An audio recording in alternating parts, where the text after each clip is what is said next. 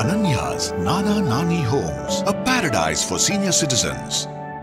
Holidays nale adu namma GT Holidays da, South India's #1 travel brand. Mr. Gold Sunflower Oil, alavilum tarathilum, no compromise. Sir அவரை இந்த கட்சி நம்பிக்கை துரோகின்னு முடிவு பண்ணிடுச்சு sir. அவர் நம்பிக்கை துரோகம் பண்ணிட்டார் சார். அரசியல் அனாதையான ஓபிஎஸ் இப்ப அங்க அடைக்கலாம். இல்ல இது மிகப்பெரிய ஒரு வார்த்தையா இருக்கு. இல்ல நீங்க அரசியல் அனாதைன்னு கேக்குறேன். இல்ல I am sorry. Sorry Shankar, very sorry.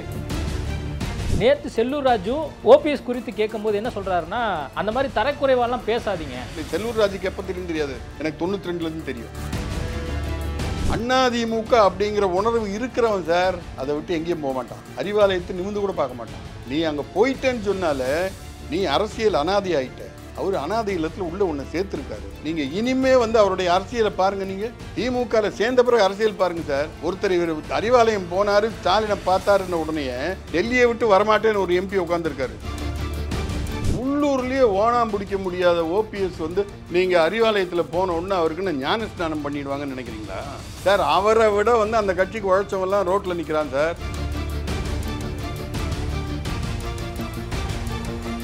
IBC Tamil நேயர்களுக்கு வணக்கம். இன்றைய நேர்காணலில் நம்மோடு இணைந்திருக்கிறார் மூத்த பத்திரிகையாளர் சத்யாலயா ராமகிருஷ்ணன் அவர்கள். வணக்கம் சார். வணக்கங்க. இப்போ ஓபிஎஸ்க்கு நல்ல காலம் பிறந்திருக்காமே திருமாவளவன் சொல்றாரு. என்னவா? என்டிஏலேருந்து வெளியே வந்தது. சரி வந்துட்டாரு, ஓகே. என்டிஏலேருந்து வந்துட்டாரு. அப்புறம் இனிமேல் சுயமா முடிவெடுக்கலாம். அவர் நினைச்சதை பேசலாம் சார். யாருக்கும் கட்டுப்பட தேவையில்லை. இல்லை, என்டிஏங்கிறது போன வருஷம் பாராளுமன்ற தேர்தலில் பிஜேபி வேணான்னு அதிமுக முடிவெடுத்த உடனே அவங்களுக்கு ஆள் வேணும்னு ஓபிஎஸ்சியும் தினகரனையும் சேர்த்துக்கிட்டாங்க. எம்பி எலெக்ஷனில், போன எம்பி எலெக்ஷனில் அவருக்கு ஒரு சீட்டை கொடுத்தாங்க. அவருக்கு ஒரே ஒரு சீட்டை கொடுத்தாங்க. அவரும் ஏதோ சுயேட்சையாக போய் பலாப்பழத்தில் நின்னார். அதை தவிர இந்த என்டிஏக்கு அவருக்கும் என்ன சம்மந்தம்? என்னவோ என்டிஏ கூட என்டிஏ ஆரம்பித்த நாள்லேருந்து ஓபிஎஸ் கூட இருந்த மாதிரியும், இப்போ அவர் வெளியே வந்தவுடனே அவருக்கு நல்ல காலம் மாதிரியும். திருமாவளவன் எதுக்காக பேசுகிறாருன்னு தெரியல. ஆனால் திருமாவளவன் கொஞ்சம் அறிவாளின்னு நான் இன்னைக்கு இந்த நிமிஷம் வரைக்கும் நினச்சிக்கிட்டு இருக்கேன். ஆனால் இது மாதிரிலாம் பேசி என்னுடைய அறிவு அவ்வளோதான் அவரே சொல்லக்கூடாது, எக்ஸ்போஸ் ஆகக்கூடாது. இதில் என்ன நல்ல காலம் நீங்களே சொல்லுங்களேன். அவர் சொன்னது உங்களுக்கு புரிஞ்சிருந்தா இனிமே ஓபிஎஸ்க்கு என்ன நல்ல காலம்னு சொல்லுங்க. அதிமுக பாஜக பிடியில் இருக்கு அப்படின்னு தொடர்ந்து ஒரு விமர்சனம் வைக்கப்பட்டு இருக்கு திமுக கூட்டணினால. மோடி சொல்லி தான் நான் ஒன்றினவே செஞ்சேன் அதிமுகவில் அப்படின்னு சொல்லி ஓபிஎஸ் சொன்னதை நம்ம பார்த்துருக்கோம். அப்போது மோடியும் பாஜகவும் சொல்கிறத ஓபிஎஸ் அவர்கள் கேட்டுட்டு இருந்தார். இனிமேல் அப்படி கேட்கறதுக்கான சூழல் இல்லை. அதனால அந்த ஒரு கருத்தை வைக்கிறார், நம்ம பார்க்கலாம். இல்லை இப்போ சங்கர் ஆரம்பிக்கும் போது இப்போ என்ன சொல்கிற, அதிமுக பாஜக பிடியில் இருக்கா? அர்த்தம் புரியல. சொல்கிறது யாருன்னு தெரியல. அதிமுக பாஜக பிடியில் இருக்குன்னு சொன்னால் பாஜக கொடுக்குற சீட்டை வாங்கிட்டு தானே அதிமுக நிற்கும். நீங்கள் 2021 எலெக்ஷனில் பாஜக அதிமுக கூட தானே கூட்டணியில் இருந்தது. அதிமுகவுக்கு பாஜக சீட்டு கொடுத்தா இல்லை பாஜகவுக்கு அதிமுக சீட்டு கொடுத்தா? சொல்லுங்க சார். தமிழ்நாட்டில் அதிமுக தானே. அப்புறம் என்ன பிடியில் இருக்குது, நொடியில் இருக்குன்னு அப்புறம் என்ன ஊருக்கு ஊர் அதிமுக இருக்குது, தமிழ்நாட்டில் தான் இருக்குது. அப்புறம் என்ன பாஜக பிடியில் இருக்குது? திமுக காரன் 200 ரூபா உடன்பிறப்புகள் ஏதாவது கழுவி ஊத்துறத சங்கரம் வாயில் எடுத்து வாந்தி எடுக்கலாமா? இல்ல நம்ம ஓபிஎஸ் பத்தி வரும். ஆனா எதுக்காக சொன்னா வார்த்தை வரல. அதனால திருமாவளவன் இந்த கருத்தை வச்சிருந்திருக்கலாம். இல்ல நான் அன்னைக்கு நரேந்திர மோடி சொன்னதால் தான் நான் அதிமுகவில் சேர்ந்தேன். ஏங்க சேர்ற?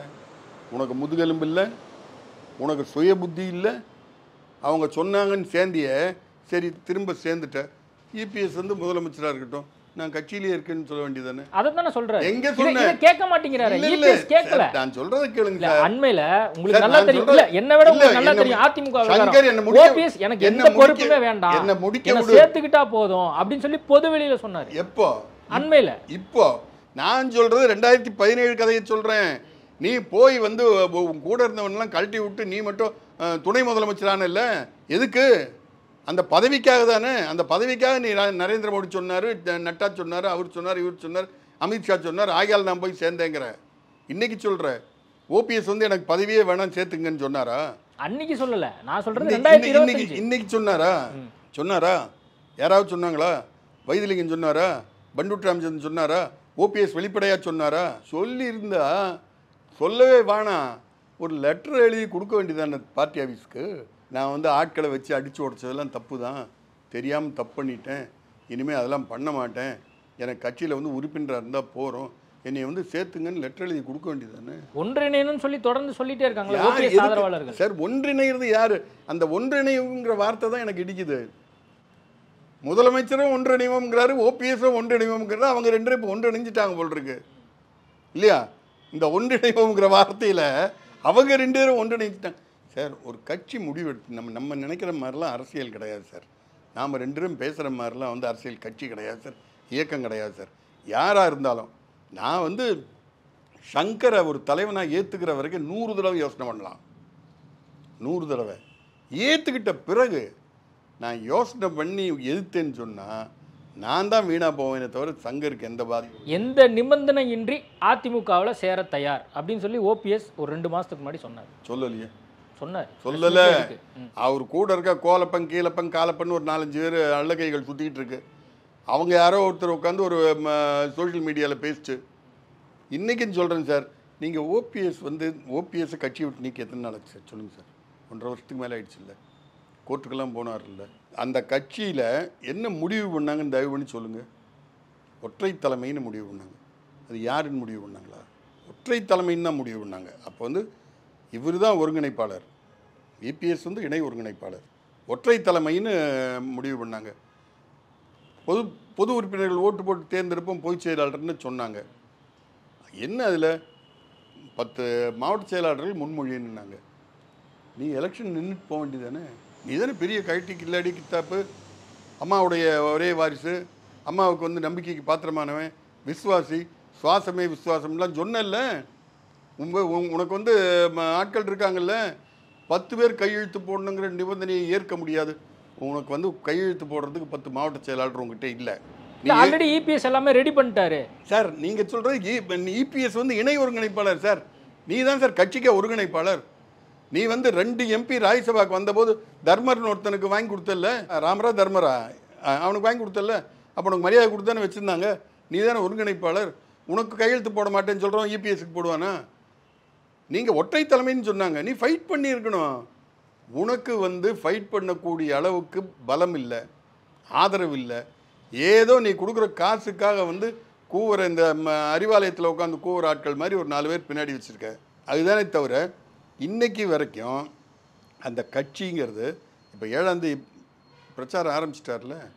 இப்போ முந்தானத்தெல்லாம் ராம்நாடு முதுகுளத்தூர் அந்த பக்கம்லாம் போனார்ல. என்னாச்சு ஓபிஎஸ் ஆளுங்க? எங்கே போனாங்க?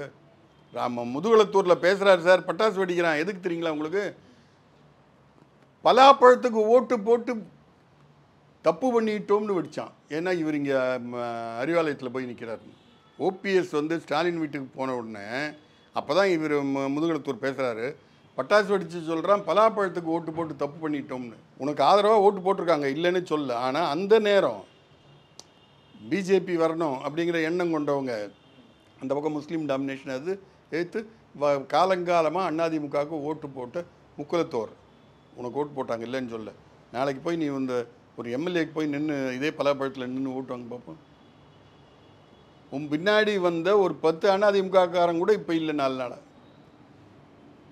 ஐயாலே இதெல்லாம் ஓபிஎஸ் இபிஎஸ் சார் ஓடுற தண்ணியில் நீச்சல் அடித்தா கரையேறலாம், எழுத்து நீச்சல் அடித்தா ஏன் வந்து விடாப்பிடியா வந்து ஓபிஎஸ் சேர்த்துக்க மாட்டோம் அப்படின்னு சொல்லி எடப்பாடி பழனிசாமி சொல்றாரு. இப்போ அண்மையில் ஒரு பேட்டியில் கூட காலம் கடந்து விட்டது அப்படின்னு சொல்லி சொல்றாரு. ஆனால் வந்து அதிமுகவினுடைய அம்மாவின் தொண்டர்கள் எல்லாரும் ஒன்று சேர்ந்து 2026 அதிமுக ஆட்சி கொண்டு வரணும் அப்படிங்கிறது தான் அம்மா ஆதரவாளர்கள் மத்தியில் இருக்கக்கூடிய ஒரு விஷயம். அதிமுகவினுடைய அம்மா ஆதரவாளர்கள் மத்தியில் ஓபிஎஸ் கிட்ட இருக்கிற விஷயம். சிங்கத்துக்கு என்ன தலையா வையி நான் உருமுறைங்கிறாரு சார். அவரை வந்து இந்த கட்சி நம்பிக்கை துரோகின்னு முடிவு பண்ணிடுச்சு சார். அவர் நம்பிக்கை துரோகம் பண்ணிட்டார் சார். நீ பொதுக்குழுவுக்கு போகாமல் வந்து அடியாளோட போய் என்னைக்கு தலைமை கழகத்தை அடித்து உடச்சியோ அதுக்கப்புறம் தான் கட்சியை விட்டு நீக்கிறதா முடிவு பண்ணுறாங்க. நீக்கியாச்சு. அவருக்கு வந்து இப்போ என்ன சொன்னீங்க? இபிஎஸ் என்ன சொன்னார்? அவருக்கு காலம் கடந்து விட்டது.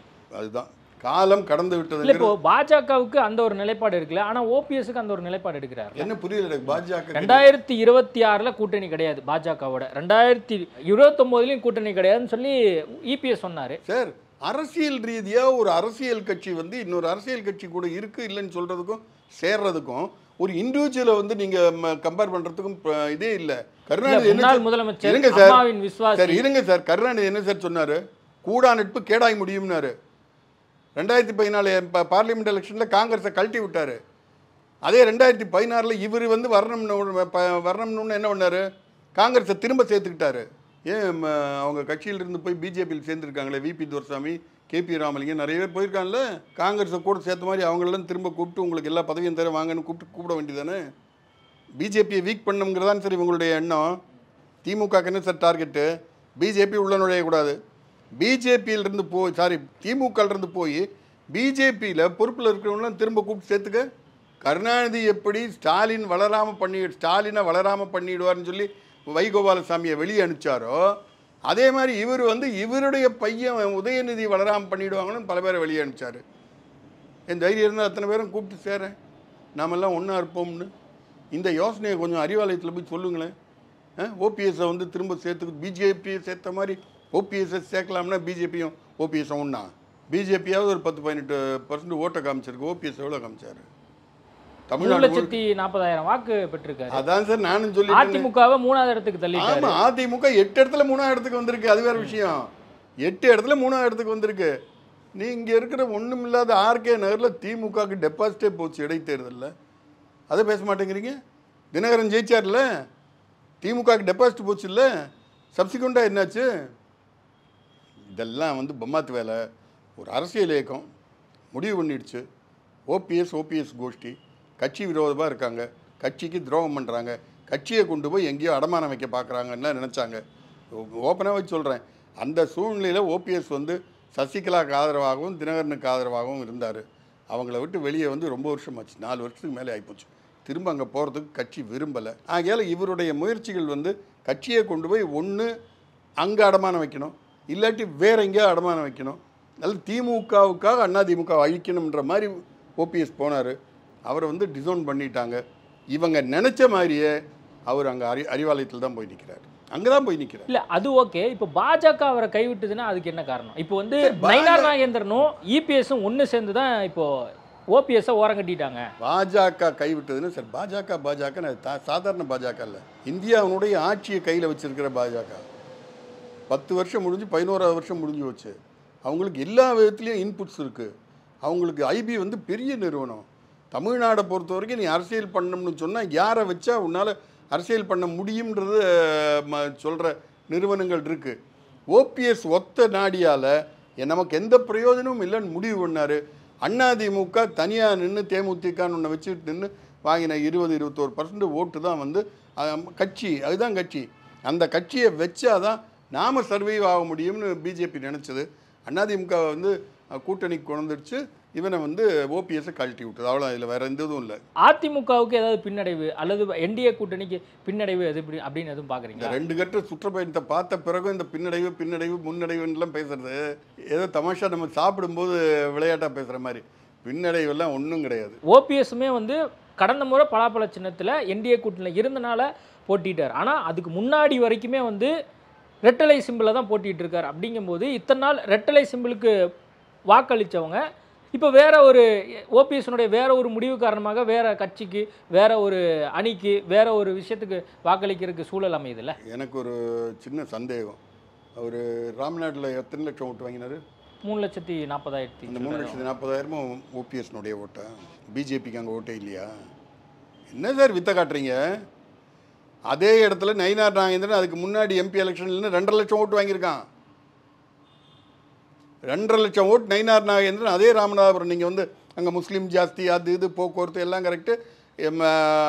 அதிமுக கூட இருக்கும்போது வந்து 2.5 லட்சம் ஓட்டு வாங்குறாங்க 2019. நீங்கள் என்னவோ ஓபிஎஸ்க்கு வந்து அங்கே இருக்கிற 6 எம்எல்ஏ தொகுதிக்கு ஒரு 25,000 ஓட்டு போட்டிருப்பான், இல்லைன்னு சொல்லலை. அதிமுககாரன் போட்டிருக்கான், இருந்தார். இப்போ நீங்கள் சொல்கிற மாதிரி இருந்தார். கடைசியாக அவர் ரெட்டலில் எப்போ நின்னார்? என்னமோ ஒரு ரெட்டலியில் எப்போ சார் கடைசியாக இருந்தார்? 2021 எலெக்ஷனில் தேனி மாவட்டத்தில் 5 தொகுதி இவர் ஒரு ஆள் தான் ஜெயிச்சார். இவருடைய வள்ளல் தனத்தை சொல்கிறீங்க நீங்கள். இபிஎஸ்ஸை பற்றி இவ்வளோ பேசுகிறீங்கல்ல, அவருடைய சேலம் மாவட்டத்தில் 10 தொகுதி கொண்டு வந்தார்ல. இவர் 5 தொகுதியில் எத்தனை சார் கொண்டு வந்தார்? போடியிலேயே வந்து தங்க தமிழ்ச்செல்வன்ட்டு 3000 ஓட்டில் தப்பிச்சு பொழிச்சு வராரு. நீங்கள் அவரை போய் என்னமோ பெரிய ஸ்டால்வார்ட் மாதிரி பேசிகிட்டு இருக்கீங்க. அதெல்லாம் தப்பு சார். நீங்கள் ஆல்ரெடி வந்து கடந்த காலத்தில் ஓபிஎஸோட நிறைய கான்வர்சேஷன் பண்ணியிருப்பீங்க. இப்போ அவருடைய அரசியல் எதிர்காலம் தான் என்னவா இருக்க போகுது? எனக்கு ஓபிஎஸை பற்றி பேசும்போது இப்போ இருக்கிற முதலமைச்சரையும் திமுக தலைவரையும் நான் பாராட்டுறேன். உண்மையிலே மனசார பாராட்டுறேன்.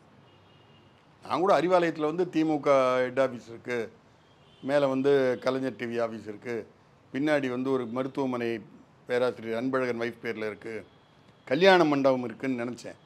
ஆனால் சமீப காலமாக வேடந்தாங்கல் சரணாலயமாகவும் அனாதைகள் இல்லமாகவும் அறிவாலயத்தில் ஒரு போர்ஷனை மாற்றிருக்காரு. இந்த வேடந்தாங்கல் சரணாலயம்ங்கிறது அங்கேருந்து பறந்து வர்ற பறவைகள் வந்து உணவுக்காக வருது.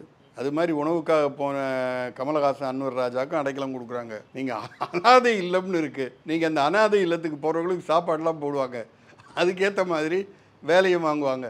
அது மாதிரி அரசியல் அனாதையான ஓபிஎஸ் வந்து இப்போ அங்கே அடைக்கலம் கொடுத்து மிகப்பெரிய ஒரு வார்த்தையா இருக்கு, மிகப்பெரிய ஒரு விமர்சனமா இருக்கு.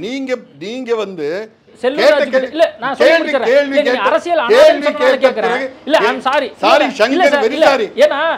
அதிமுக ரொம்ப க்ளோஸா வாட்ச் பண்றவங்க, அதிமுக நிறைய நாள் நீங்க டிராவல் பண்ணிருக்கீங்க, அதனால நான் கேட்கிறேன். நேத்து செல்லூர் ராஜு ஓபிஎஸ் குறித்து கேட்கும்போது என்ன சொல்றாருன்னா, அந்த மாதிரி தரக்குறைவாலாம் பேசாதீங்க அப்படின்னு சொல்லி சொல்றாரு. நேத்து மதுரையில பிரஸ் மீட்ல செல்லூர் ராஜுவும் என்னையும் ஒண்ணா நீங்க இது பண்றீங்க. இல்ல அவரு ஓபிஎஸ் பத்தி கேட்கும்போது ஓபிஎஸ் பத்தி கேட்கும்போது இல்ல மாதிரிலாம் வந்து நீங்க அவர் பாவம் இல்லையா அப்படின்னு சொல்லி செய்தியாளர் கேட்குறாங்க. இல்ல மாதிரி தரக்குறைவான ஒரு விஷயத்தெல்லாம் வந்து தலைவர்கள் பத்தி நீங்க கேள்வியாவே கேட்கக்கூடாது அப்படிங்கிறாரு. நான் ஒன்று சொல்லட்டுமா? செல்லூர் ராஜுக்கு என்ன கடப்பாடுலாம் எனக்கு தெரியாது. என்னையை பொறுத்த வரைக்கும் சொல்கிறேன், 1992 ஜனவரி மாதம் 20ஆம் தேதி பெரியகுளம் பெரிய வீரன் எம்எல்ஏ, அதிமுக எம்எல்ஏ, அங்கே நகரச் செயலாளர் வந்து ஓ பன்னீர்செல்வம், நகரச் செயலாளர் ஓ பன்னீர்செல்வம். எம்ஜிஆர் பிறந்தநாள் விழா பொதுக்கூட்டம் வந்து இந்த சத்யாலயா ராமகிருஷ்ணனை வச்சு நடத்தினவன் பெரிய வீரன். அந்த கூட்டத்துக்கு வந்து ஏற்பாடு பண்ணது ஓ பன்னீர்செல்வம், சாதாரண நகரச் செயலாளரா. இன்றைக்கி அவங்க டீ கடைக்கு முன்னாடி ஒரு பெரிய கொடிக்கம்பம் 73 எம்ஜிஆர் வச்ச கொடிக்கம்பத்துக்கு கல்வெட்டு போட்டு அதில் புதுசாக வந்து கொடிக்கம்பம் கட்டி கொடிக்கம்பம் கொடியேற்றி சிறப்புரை சத்யாலயா ராமகிருஷ்ணனுக்கு போய் பாருங்கள். ஆகையால் எனக்கு ஓபிஎஸ் வந்து இன்றைக்கி நேரத்தில் செல்லூர் ராஜுக்கு எப்போ தெரியும் தெரியாது, எனக்கு 92லேருந்து தெரியும். அதிமுக அப்படிங்கிற உணர்வு இருக்கிறவன் சார், அதை விட்டு எங்கேயும் போக மாட்டான், அறிவாலயத்தை நிமிந்து கூட பார்க்க மாட்டான். நீ அங்கே போயிட்டேன்னு சொன்னால நீ அரசியல் அனாதை ஆகிட்ட. அவர் அனாதை இல்லத்தில் உள்ள ஒன்று சேர்த்துருக்காரு. நீங்கள் இனிமே வந்து அவருடைய அரசியலை பாருங்கள். நீங்கள் திமுகவில் சேர்ந்த பிறகு அரசியல் பாருங்கள் சார். ஒருத்தர் இவர் அறிவாலயம் போனார், ஸ்டாலினை பார்த்தாருன்ன உடனே டெல்லியை விட்டு வரமாட்டேன்னு ஒரு எம்பி உட்காந்துருக்காரு, தங்கத்தமிழ்ச்செல்வன். முதல்ல அவர் என்ன சொன்னார் தெரியுமா? ஏதோ உடம்பு சரியில்லைங்கிறதுக்காக வாக்கிங் போகும்போது ஏதோ விசாரிச்சிருப்பாருன்ற மாதிரி சொன்னவர் முதலமைச்சரை வீட்டில் போய் பார்த்தார் இவருன்னு உடனே அந்த குளத்தூர் கிருஷ்ணமூர்த்தி இவர் பையன்லாம் போன உடனே நான் இனிமேல் எந்த மூஞ்சியை வச்சுக்கிட்டு என் தொகுதியில் போய் மக்களை பார்ப்பேன்னு உட்காந்துருக்காரு.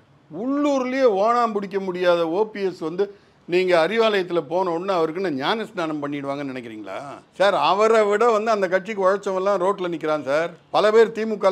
நீங்கள் இன்றைக்கி திமுகவை நடத்துறது யார் சார்? ஆட்சியை நடத்துறது யார் சார்? அதிமுகவிலிருந்து அதிமுகவில் வளர்ந்து வெளிச்சம் பெற்ற பல பேர் தான் இன்றைக்கி திமுகவில் மந்திரியாக இருக்காங்க. 13 பேர் வந்து எம்எல்ஏவாக இருக்கான், 8 பேர் மினிஸ்டராக இருக்கான். அவங்க தான் நடத்திட்டு இருக்காங்க. ஒரிஜினல் திமுகக்காரங்க யாருமே இல்லையே. கருணாநிதி குடும்பத்தை தவிர வேறு எங்கேயுமே வந்து திமுகலேருந்து ஒரிஜினல் கிடையாது. நீங்கள் வந்து ஒருங்கிணைந்து வா இந்த வா அதை சேர்க்குறேன் இதை சேர்க்குறேன் எல்லாம் சேர்க்குறேன்னு சொன்னாலும் ஒரிஜினல் திமுகக்காரன் வந்து வெக்ஸாய்ப்படுத்து கிடக்கான். இப்போ வேலை பார்க்குறதுக்கு ஆள் இல்லைன்னு இப்போ கருணாநிதி பாணிலே அதிமுகக்காரன் எவனையா சேர்த்த முடியுமான்னு அதிமுகலேருந்து 1.5 வருஷத்துக்கு முன்னாடி துரத்தி அடிக்கப்பட்ட ஓபிஎஸ்ஐ இப்போ கூப்பிட்டு சேர்த்துக்கிட்டு இருக்காங்க. ஓபிஎஸ்க்கும் பிரயோஜனம் இல்லை, திமுகவுக்கும் பிரயோஜனம் இல்லை. ஓகே சார், நிறைய விஷயங்கள் குறித்து பேசியிருக்கோம். நேர்காணல் கொடுத்ததுக்கு மிக்க நன்றி. ரொம்ப நன்றி. Ananya's Nana Nani Homes, a paradise for senior citizens. Holidays nale adu namma GT Holidays da, South India's #1 travel brand. Mr. Gold Sunflower Oil, அளவிலும் தரத்திலும் no compromise.